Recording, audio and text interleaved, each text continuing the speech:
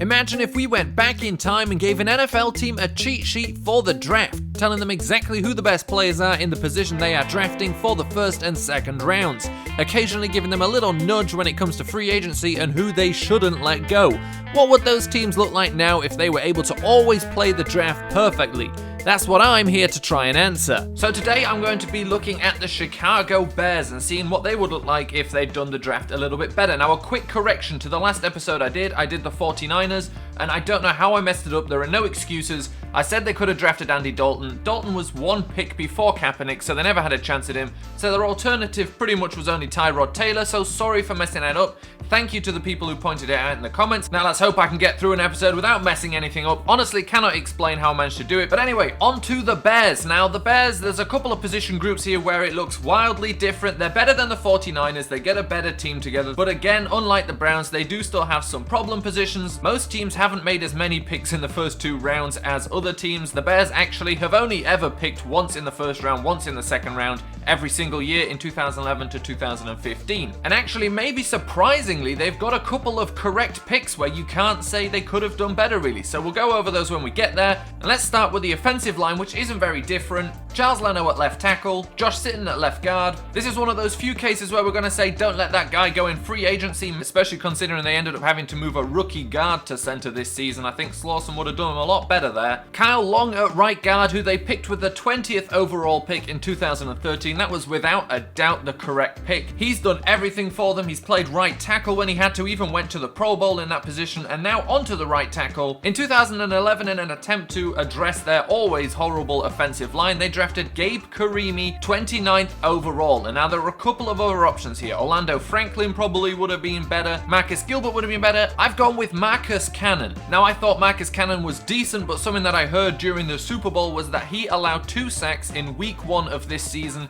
and then allowed no more sacks the entire rest of the season. Their tight end will be Zach Miller. No attempts in the draft to get that position. I could say they should have never let Greg Olsen leave, but I think that's going back a bit too far. In the second round in 2012, the Bears drafted Alshon Jeffrey, which is the correct pick. You can't argue with that. They could have obviously had Mohamed Sanu, T.Y. Hilton, or Marvin Jones, but outside of maybe health concerns, Alshon Jeffrey without a doubt was a perfect pick. Now, in 2015, with the 7th overall pick, the Chicago Bears drafted Kevin White. Now, we could still maybe argue that is a good pick.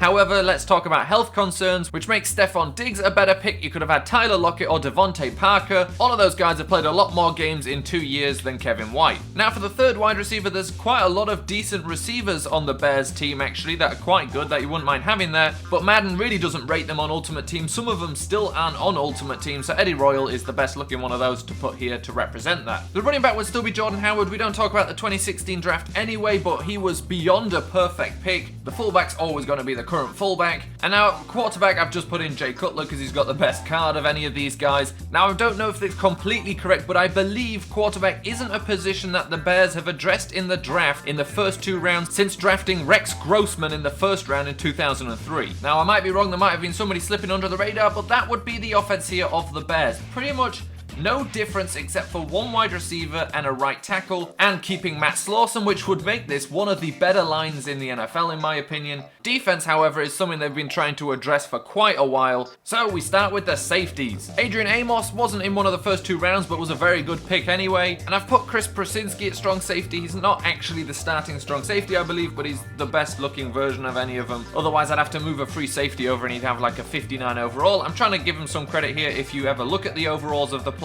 And now we move on to the linebackers, and the time-traveling Bears may have one of the single best linebacking corps in the entire NFL, and they already have a pretty decent looking one actually. So the middle linebackers would still be Jarrell Freeman and Danny Trevathan, and in 2012 with the 19th overall pick, the Bears drafted Shea McClellan, who now plays for the Patriots. Some guys they could have drafted instead: Chandler Jones, who obviously now plays outside linebacker, Whitney Merciless, or Shea McClellan also played inside, so if you were to count it like that, they could have had Dante Hightower or Bobby Wagner. Now I've gone Merciless. I believe McClellan started as an outside linebacker. I know he moved inside last year, and Hightower or Bobby Wagner would kind of be overkill for a decent middle linebacker group already. And then 2013 with the 50th overall pick, so in the second round, the Bears drafted John Bostich. They could have had Jamie Collins, who seems to appear quite a lot actually. That 2013 draft wasn't great, and a bunch of the better players were taken in the second round, so chances are if you drafted someone someone better was taken in the second round. Jamie Collins happens to be one of those players. He's already appeared on the Browns, he's appeared on this team, I believe he appears a couple of times in the future, although I haven't confirmed that many teams yet. Now of course I've had to throw Collins over from left outside linebacker to right outside linebacker. Technically I could have had Dante Hightower at right outside linebacker, Jamie Collins at left outside linebacker, but saying oh they should just draft everyone the Patriots drafted is a little bit boring. On to the cornerbacks, and in 2014 with the 14th overall pick the Bears drafted Kyle Fuller. And now I'm going to argue that was a correct pick. They could have had Jason Verrett or Bradley Roby, but I'm sticking with Kyle Fuller. I think if you draft a good player, a very good player, and there's just slightly better players, it doesn't mean you should redo it. I think you've made the right choice.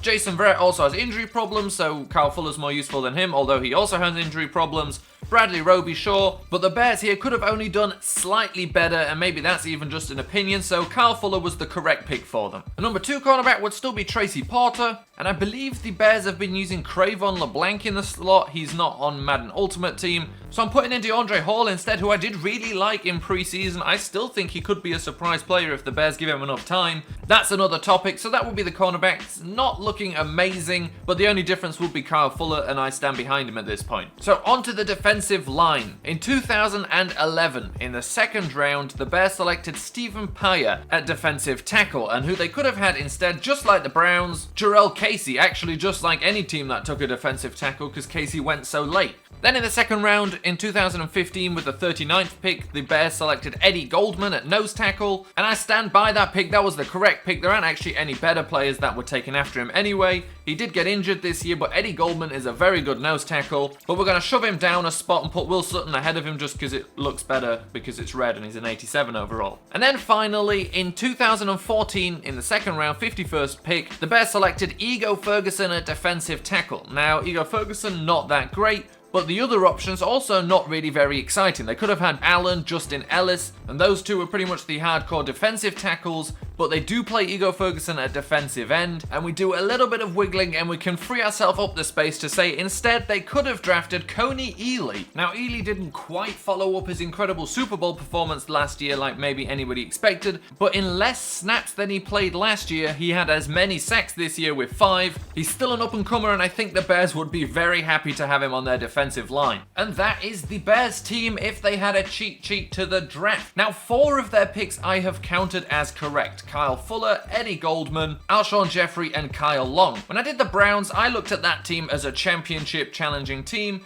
This Bears team isn't bad either. The 49ers still had a couple of holes on the offensive line and with their defensive backs and stuff. The Bears aren't brilliant, but it's the linebackers. When we add the rest of the linebackers they would still have on the team, that really makes me think this could be a championship level defense. They'd have as their starters Jamie Collins, Jarrell Freeman, Danny Trevathan, and Whitney Merciless, but also have Willie Young, Leonard Floyd, and Pernell McPhee just hanging around waiting to make a difference. The Bears, of course, have a strong, proud history of linebackers, and they've taken a couple of swings and had a couple of misses in the draft, but they've also still got a bunch of players on that team. But if they did hit on all of their swings, it just wouldn't be fair. And I'm going to make 2 changes here on the offense right now that I'm not going to include as the actual team, but they could also look like this. There now is the addition of Brandon Marshall and Martellus Bennett. We could of course argue they shouldn't have traded Bennett away, but both of those players are the kinds of players that when they leave, it tends to be because the team thought they had to leave, not because they didn't think they could serve them with their talents anymore. I don't want to make it all about look who you've let go. That's why we've only got Matt Slauson in here. That's why the 49ers, we didn't have any opinions on that. But now with those added, I would argue even with Jay Cutler at quarterback, or Matt Barkley, or Brian Hoyer, or whoever,